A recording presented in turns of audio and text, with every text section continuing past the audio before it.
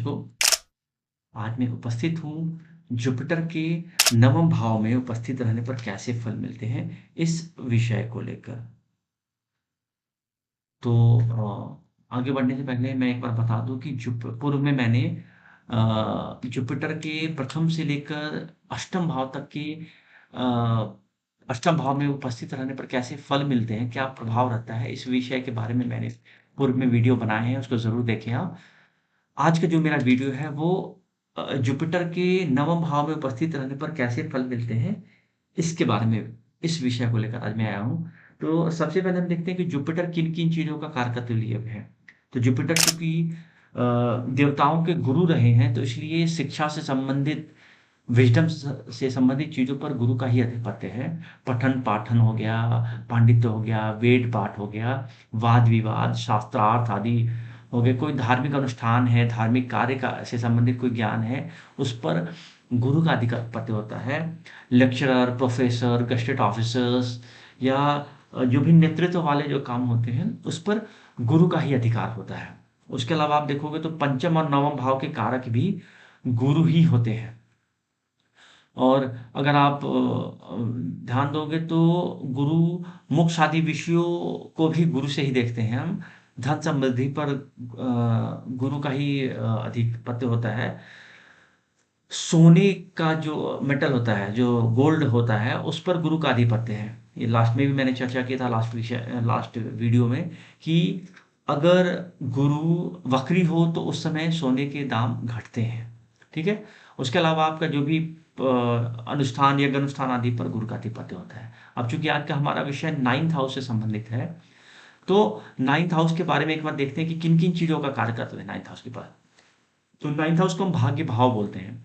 तो भाग्य से संबंधित चीज़ों पर विचार करना हो हमें तो 9th हाउस को देखिए आप। उसके अलावा दैवीय सहायता भी हमें 9th हाउस से मिलती है। फिर अचानक शुभ-अशुभ जो भी घटनाएँ होती हैं, वो 9th हाउस से ही प्राप्त होते हैं हमें। धर्म, तप, रुचि, विद्या आदि पर विचार करना हो तो 9th हाउस से करें आप। आपका जो इंक्लिनेशन है किस तरफ है, वो 9th हाउस से ही देखते हैं। हायर स्टडी जो भी होगी, हायर स्टडीज़ आप किस क्षेत्र में करोगे आप, जैसे मान लो मंगल शनि बैठ गया है, तो आप समझ सकते हो कि टेक्निकल एजुकेशन की तरफ ऐसे बच्चे का रुझान होगा। उसके अलावा पिता का विचार भी हम 9th हाउस से करते हैं। पत्नी के जो छोटे भाई होंगे, क्योंकि अब देखोगे 7th हाउस और 7 से ये 3rd हो गए, इसलिए पत्नी 7th हाउस और 7 से 3rd छोटे भाई, तो पत्नी के छोटे भाई का विचार भी हम 9th हाउस से ही करते हैं। उसके अलावा नितंब हो गया, छोटे भाई की स्त्री हो गई, छोटे भाई का पति हो गया, कोई राज्य कृपा मिलनी है या राज्य के बड़े अधिकारी से कोई संपर्क बनना है या उससे संबंधित चीज़ें हैं, तो हम 9th हाउस से ही देखते हैं। लंबी यात्राओं के बारे में विचार हम 9th हाउस से ही करते हैं। उसके अलावा भाग्योन्नति हो गई, आपका धर्म परिवर्तन से संबंधित चीज़ें 9th हाउस से देखते हैं। धार्मिक कट्टरता किसी व्यक्ति में कितनी होगी, वो हम 9th हाउस से देखेंगे। ईश्वर प्राप्ति, दैव बल, पुण्य कर्म जो भी होंगे, तीर्थ यात्रा आदि का विचार भी हम 9th हाउस से ही करते हैं। ऐश्वर्य और मानसिक वृत्ति आपकी कैसी रहेगी, वायुयान की यात्रा आदि से संबंधित चीज़ें हम 9th हाउस से ही करेंगे। उसके अलावा दान, पुण्य, यज्ञ, पोते, पड़पोते आदि का विचार हो गया। सहानुभूति का विचार भी हम करते हैं। प्रसिद्धि का विचार भी इवेन आप 9th हाउस से ही कर सकते हो। ठीक है? कर्तव्य निष्ठा आदि का भी हम 9th हाउस से विचार करते हैं। इस भाव के जो प्रबल कारक माने जाते हैं 9th हाउस के, उसमें गुरु और सूर्य को रखा गया है। आप देख सकते हैं कितना इंपॉर्टेंट है 9th हाउस। अब हम देखते हैं कि अगर किसी जातक की कुंडली के 9th हाउस में बैठा हो गुरु, तो वह कैसा फल देगा। अब चूंकि गुरु खुद यहाँ पे कारक हैं, तो ऐसा जातक साधुता के मार्ग पर चलने वाला होता है। मतलब हमेशा अच्छे कर्म करेगा, धनी तो होगा ही नो डाउट इसमें, लेकिन हमेशा धर्म के मार्ग पर चलने वाला ऐसा जातक होगा। और अपने लाइफ के 35वें वर्ष में ऐसा जातक कोई धार्मिक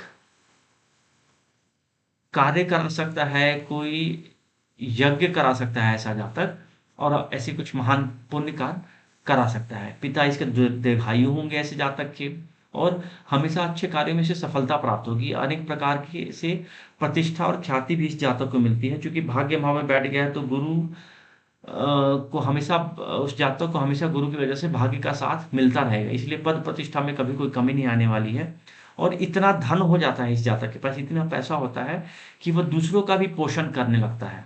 दूसरों का भी पोषण करने की इसमें क्षमता होती है। चूँकि धार्मिक स्थान पर बैठा हुआ है, धन के स्थान पर बैठा हुआ है, तो ये जातक को धार्मिक बनाने की वजह से ये दूसरों को सहायता करने में हमेशा अपना ध्यान रखता है। आप देखोगे तो जो हमारे पूर्व जो राष्ट्रपति थे डॉक्टर राजेंद्र प्रसाद, उनकी कुंडली में भी गुरु यहाँ पर कर्क राशि का होकर उच्च के होके गुरु यहाँ पे बैठे हुए थे और राहु था और यहाँ पे केतु था। क्योंकि यहाँ पर कर्क राशि है तो इसीलिए यहाँ पर धनु राशि था यहाँ पर, और मंगल और बुध लग्न में बैठे हुए थे डॉक्टर राजेंद्र प्रसाद के की कुंडली में। सूर्य और शुक्र यहाँ पर तुला राशि में था। तो ये कुछ ऐसे कॉम्बिनेशन होते हैं जो कि आपको लाइफ में कई प्रकार की सफलताएं देते हैं। तो उनमें से गुरु अगर 9th हाउस में बैठा हो तो वैसी सफलताएं देता है। उम्मीद करता हूँ कि 9th हाउस से संबंधित चीज़ें आपके वो क्लियर हुई होंगी। कुछ चीज़ें अगर रह गई हैं जो आपको समझ में नहीं आए तो आप मुझसे ज़रूर पूछ सकते हैं, उसका मैं रिप्लाई ज़रूर करता हूँ। अंत तक मेरे साथ वीडियो में बने रहने के लिए बहुत बहुत धन्यवाद। नमस्कार।